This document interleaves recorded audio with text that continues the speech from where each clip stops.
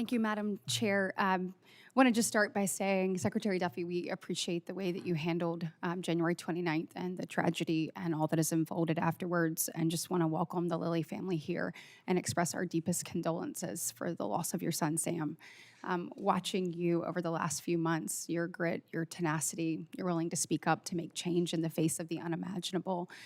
As a mom who is sitting here with my daughter, watching right over there, thank you for fighting for your son's legacy and making sure that, as you said, and I've heard you say that it's synonymous with air safety, with upgrading our system and making sure that others are better as a result of this. Thank you. I'd like to start by highlighting a few projects in the great state of Alabama, and want to thank you for talking with me before your confirmation, allowing me to talk to you about the importance of so many things, but in particular, one of my very top priorities is Alabama's I-10 Mobile Bay River Bridge project. It's a significant investment, and it is critical to helping the state bring this to fruition, to be able to partner, obviously, with the federal government. As you know, the Mobile River Bridge is a critical piece of transportation infrastructure, not just for the state of Alabama, not just for the region, but literally the entire nation. I mean, it connects from California to Florida. You can't get there without coming right across this bridge. And so whether it is moving people or moving commerce, it is a primary transportation artery that we must take a look at, and we've got to upgrade. So obviously we've made a lot of progress in this area.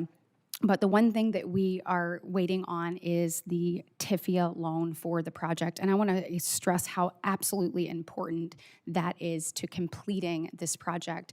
And would love to ask you for your commitment to, expeditiously taking a look and reviewing ALDOT's application so that we can get this moving, because the longer that this goes on, the more it costs, and then obviously the more challenges that we have from both a safety and a commerce perspective. Time is money. So and by the way, that's a great program.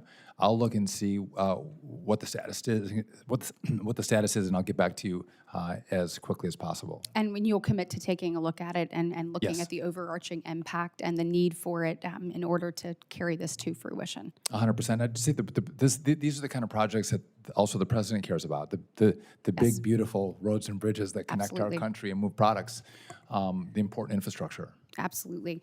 And on that too, I mean, it is a vital financing tool, so we're going to have it. You're going to be meeting with ALDOT later this year, and so I'd love to follow up with you additionally after this on that as well.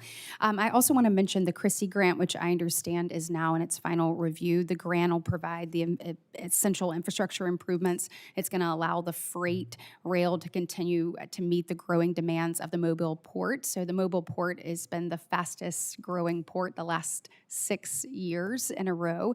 I think this is an excellent opportunity to see how, when we utilize all forms of transportation, land and rail and sea and air, we've got an airport project that we're doing there that is going to be transformative.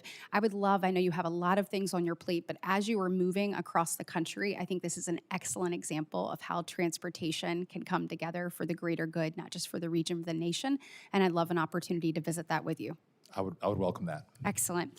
And on when we're talking about big, beautiful transportation projects that you mentioned, President Trump has made it a priority. He has said publicly that he wants to see I-65 widened. He wants to see it to be a 4-lane road there on each side. He said he was committed to making that happen.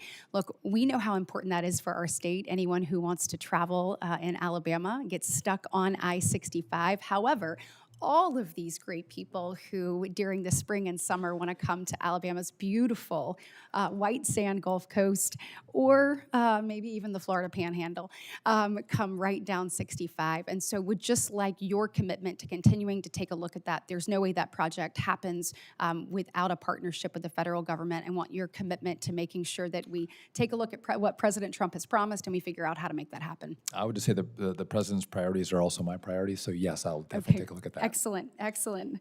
We are glad to hear it. I want to associate myself with the comments from almost all of the members here when it comes to rural transportation services. The essential air services is critical for a state like Alabama.